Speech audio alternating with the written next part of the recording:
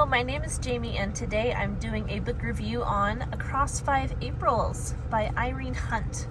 Please subscribe to this channel for more content like this. Now, Across 5 Aprils takes place during the entirety of the Civil War. It is told in 209 pages, and most of the book follows Jethro. He was too young to fight in the war, so because all of his older brothers left to fight, he stayed home to take care of the farm. He and his older sister were the ones plowing the fields and planting the corn and taking care of the animals and doing all that work that used to be divided among all the men of the family. He and his sister had to pick that up because the men of the family were off at war. And if he didn't work, then they wouldn't eat. His mother was home, but she was tending the house. His father was home, but he was old and had had a heart attack, so he wasn't really himself anymore. He didn't have the strength to go out and help Jethro in the fields. So we're following the story of Jethro and news of the Civil War throughout the entire book. Across 5 Aprils because it was a 5-year war, and you just hear about the heartache of deaths, of estrangement in the family, of people who defect from the army and how it affects family members. And it was sad to read. There were joys that we read about when you heard good news from the battlefield, but also good news within Jethro's family. You felt that with the characters, and it just gave the reader a look into what everybody at home was going through while their loved ones were fighting. The soldiers on the front line obviously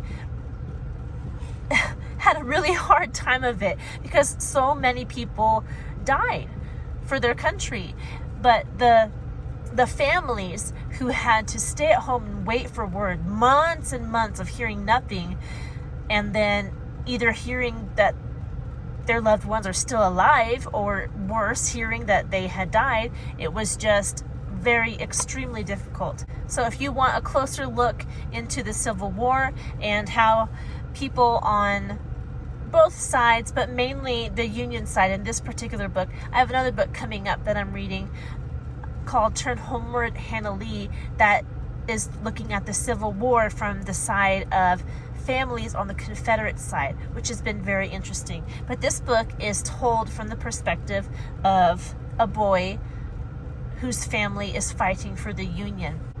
It tells of the flack that they got as a family because one of the members of their family decided to fight for the Confederacy, which made me angry. Not that he fought for the Confederacy, but because some of their neighbors, the way they reacted. And if you read the book, I don't want to give away too much, but it just made you angry when you read what happens.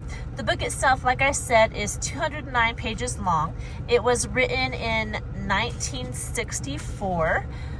Some cool facts about the book: Irene Hunt is actually the granddaughter of Jethro. So Irene and her family would listen to Jethro's stories of the war and of his family. And then Irene, as an adult, did a bunch of research on the Civil War and was able to flesh out the memories he shared with her and with the rest of the family, and she was able to write this book about him and the Civil War. So I thought that was really cool.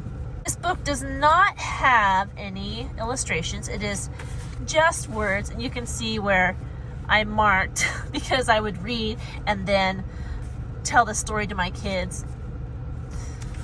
This was actually a more difficult book. You can see the margins. Decently big margins. I've read some books where there was almost no margin. The words would just fill up the entire page, side to side, top to bottom. So this one actually has some margins, but the words are smaller. You can see they're smaller. The book I'm reading now with my boys, it's written in a way that I can actually just read more of the chapter, but this book, it was more difficult. I would have to read the chapter and underline stuff that I could read directly to them, but a lot of it I had to explain to them because all the places and the battles, they don't know all that stuff. I hardly know all that stuff. So we had to kind of pick through it and talk about it for it to be more understandable. I looked up the reading level of this book, and I got a couple different answers. One source said that it's between 5th and 9th grade reading level, which is pretty broad. Another source said that it's 7th grade and up. So I think that sounds more realistic than 5th grade, because the other 5th grade books we've been reading have not been as difficult as this. So I'd probably place this at 7th grade. Even attention span, maybe a 5th grader that really likes reading would read through this, but I don't imagine most 5th graders would read this book. But I could see 7th graders being more able to understand what's going on. So 7th grade, I did put this video in the 7th grade playlist.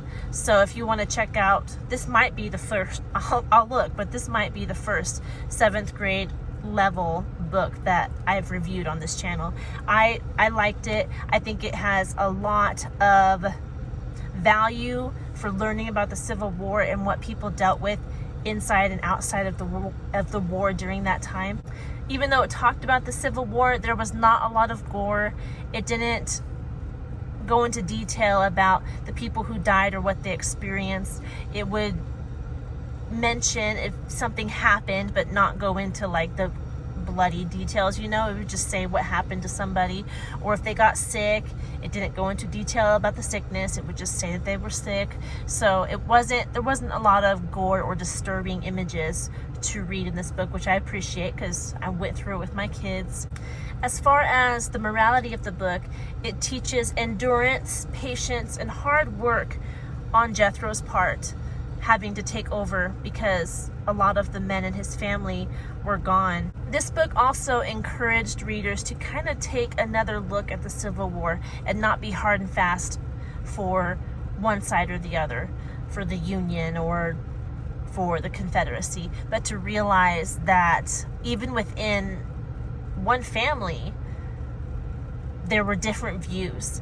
And the brother that ended up fighting for the Confederacy, he was not a bad guy. He was not fighting for the evils of slavery, but he just thought through things differently than everybody else did. But even with him thinking he was doing the right thing, he had to live with those consequences. And this is a mild spoiler, but he wasn't able to go back to his family. I think it was more on his own count. He didn't feel that he had the right to go back to his family because of him fighting for the South. So that was heartbreaking that happened because of his decision to fight against what his family was standing for. So a lot of things in this book to think about. It could challenge your perspective. It was hard for my boys to think through the same, because in their minds, the North is good and the South is bad, because the North was fighting to free the slaves and the South was fighting to keep the slaves. So in their mind, there was a distinct black and white, good and bad. But this kind of just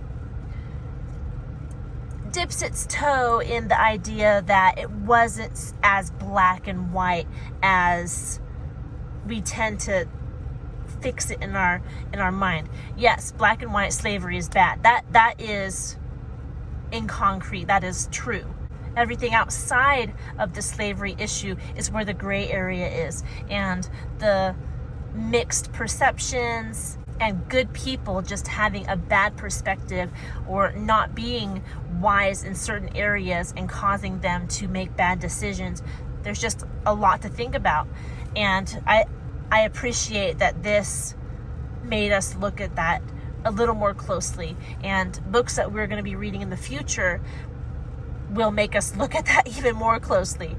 So there you go. It's a good one. It's probably not as exciting as other novels that you will read, but it does have its place on the American history shelf, and I think it is more interesting than just a history book to see what the ins and outs of this family and what they went through during the Civil War. So I recommend it. I think you will benefit from it. I think you'll learn from it. I think your kids will learn from it. And that's all I have for you today on Across 5 Aprils. I hope you're having a good one and that you are reading some fantastic books. I'll see you in our next video. Goodbye.